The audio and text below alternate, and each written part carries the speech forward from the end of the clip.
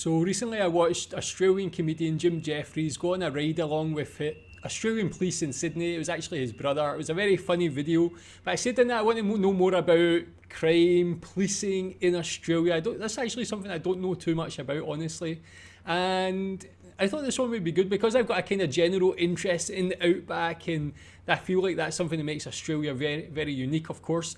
This is kind of combines both. This is the remote life of an outback Aussie cop. So yeah, I really like to see videos about life in the outback. Again, it's something I know very little about.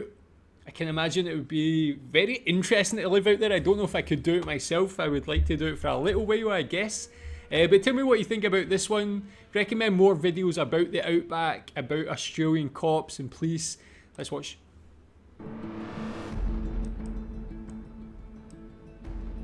Okay, man, even things like this are quite interesting to me. What was that? The last hotel in the Northern Territory, Kilgera Hotel, good as gold. Got the 4X gold branding there as well. Some sort of caravan park or something there. This Kilgera pub. Got the distances to all the different places. I feel like even things like this are very interesting. Again, where did all these shoes come from? Like, what is this?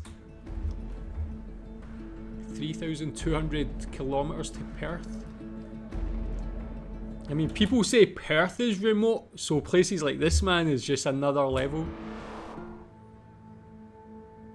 Kilgera, Pichanti-Jara country. Wow. I mean, the landscapes are very, very beautiful, but I can imagine it would be very lonely. Could be quite scary, I don't know. Maybe not.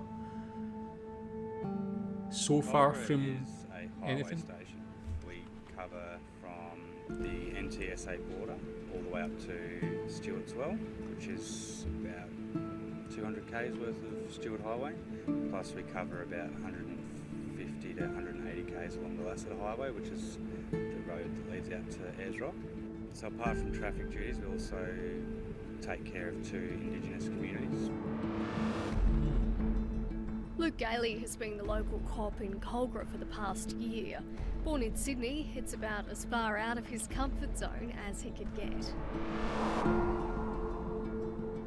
Family-wise, we just had our son and that sort of stuff, so we knew if we wanted to do this, it had to have to happen before he went to school. Also, I'd done some relief work and quite really enjoyed it. So we started looking for somewhere that would suit us for a couple of years before our son went to school. Go, go, go, go! Oh, good one. When we lived in Tennant Creek, Luke did a little bit of relief work out at remote stations for a couple of weeks or a couple of months. I'm gonna wish Oh, that's cool. you. My son would love that. And that was really nice, see a few different places. We moved back to Darwin and again Luke did a few different remote stints at places across the top end, and we thought, well, if you're going to do all this remote relief and you're away all this time, why don't we just go remote together and see what it's like to live proper It's very remote. supportive. Luke joined the Northern Territory Police Force after a stint in the military and tour of Afghanistan. Today we're off to Fink, Apachula, to do a general community patrol and just do some general follow-ups of things that have occurred over the last week or so. He's found the most rewarding aspect of the job is by far the day-to-day interaction, where you become more than an officer, but a part-time counsellor, teacher, and even footy coach. Yeah, I enjoy it. We have a good relationship with the Fink community, and they generally enjoy our company. It's good to be involved with them in this atmosphere, as well as it gives you a better ability to engage with them on a more one-on-one level, not so much just being there to lock them up, but being able to kick the footy with the kids every now and again,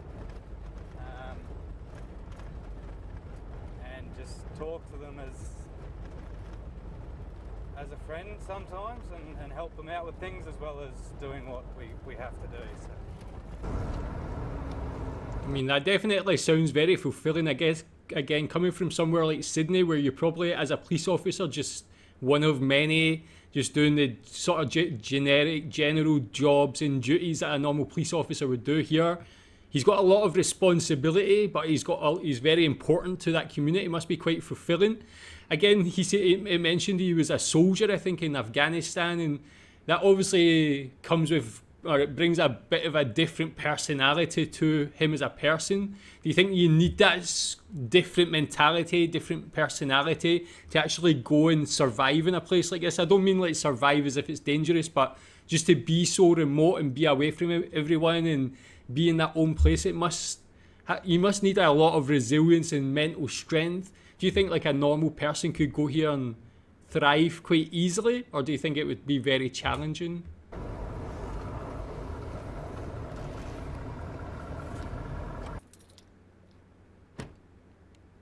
Hey Lorraine, how are you? How's the night patrol going, alright? That's alright. Busy. Yeah. How are the kids going? All good. Yeah. How many kids at night?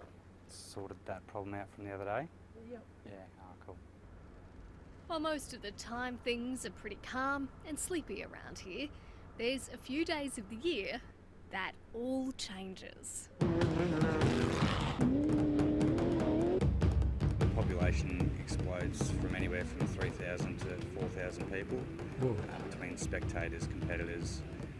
Whoa, what is the this? Fink community also runs their sports carnival that weekend.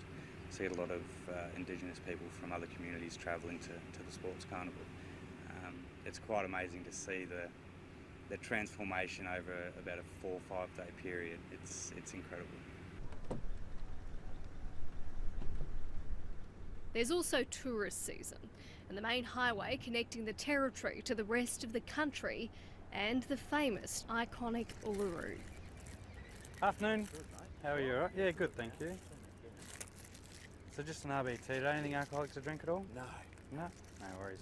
What I need from you is a sample of your breath by providing one long steady to blow through the tube, and I'll let you know when to stop, okay? When you're ready? Stop. Have you got your licence on you today? Yeah. It gets very busy. Just to ask, what is this? Is this like just like a This, hold I on, guess- sorry. Is this just like a mandatory breath test for everybody who passes through this road? Why is that? I've never seen anything like that. I've seen people get breathalyzed when there's some sort of like reason, maybe they're swaying on the road or whatever, but I've never seen one where it's just a stop where everybody gets breathalyzed. Is that a thing? I'm not really too sure what this is. And why in such a remote place is it more common for drink driving maybe, and then they just want to check everybody to make sure? If they are over the limit, what happens? Do they get taken to the police station, their car get impounded, or what's the process there? I can't imagine being like, taken to like a little remote police station there. It must be quite difficult, of course. But you shouldn't be drinking anyway, yeah. It gets very busy, so I guess the best way to explain that would be, so we do RBTs RBT, all what's year round, and off-peak season we can set an RBT for hours and get 50 people, as opposed to during the tourist season we can do an RBT for an hour and we'll have 200-300 people tested. So it's I don't have the exact numbers, but yeah, it's quite large. What's a RBT, like Lots roadblock of traffic, something or long other? driving distances, and inexperienced drivers can make this job merciless. They've seen their share of trauma. Within remote work, you're expected to do a lot more. So as police, obviously we're first responders across the board, and we'll respond to similar jobs, whether it's Palmerston, Darwin, Alice or out here. The difference lies in the support you then get post that. Sometimes for crashes, for example, there can be a delay in support, where you've then got to step up and fill the gaps. It's also a huge pastoral region, sprawling cattle stations, the main industry down this way. Yeah, I think there's 24 cattle stations. We deal with them in a varying degree. Some we hardly hear from, and others we'll hear from quite a bit. So. What can some of the issues be? There's generally not issues coming from them. their general contact will be MVR related and those sorts of things, firearms and licensing for their staff and that sort of stuff. Some of the issues that have arisen in the past is disputes over cattle and things like that get sorted generally in-house. It's a life foreign to many, but Louise has used her unique situation to tell the rest of the world about remote policing through a Facebook page. Well, I thought it would be an interesting way to share with other people what it's like to live remote and share also what it's like to be a police wife as well. And I thought it'd be interesting when you have those odd stories or funny days to get it out there and let people know that things can happen and change so quickly, and just sort of shed a light on what it's like to be a remote family.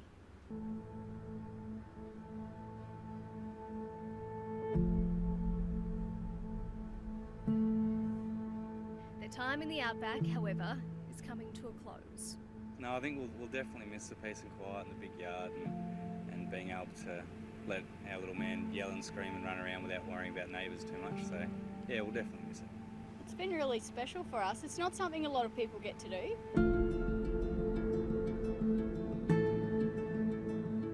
And it's not something a lot of people can say they've even had the opportunity to consider. So for us it's been really interesting, and for Emmett growing up out and seeing this place, he can always have some pretty unique stories to tell people. And we've had the opportunity to spend a lot of time together and see lots of different things around the area as well, that insiders knowledge of really cool little spots to go that if you were just passing through you'd never get the opportunity to see. So we've been really lucky, I think, coming out here. Yeah, that was interesting. Yeah, so again, not even just about the policing, just life in the Outback. Yeah, it does seem like, I guess there's like advantages and disadvantages about it. Like, what do you think about that? Like moving a family out there, especially I watched videos recently about the increasing cost of properties in Australia. So like it seemingly becoming a bit more unaffordable to live in the big cities and things like that. Would you ever consider moving to more somewhere like the Outback if you were maybe working remote and things? Is that something you could do? Would you think it's a good place to raise a family? What are your opinions on the good points and bad points about that? But as a Aussie cop specifically, I think it actually looks quite good. You get that, again, feeling of fulfillment when you're just dealing with people, like in dealing with like a lot of different things, not just their general crimes, like really helping people in their day-to-day life, playing with the children, seeing the mothers and helping them out and stuff like that. So I think it seems very like nice. I don't know how long you could do that, if you could do it forever. Me, probably not, as I like living in the city. But tell me what you think about this one anyway. Thanks.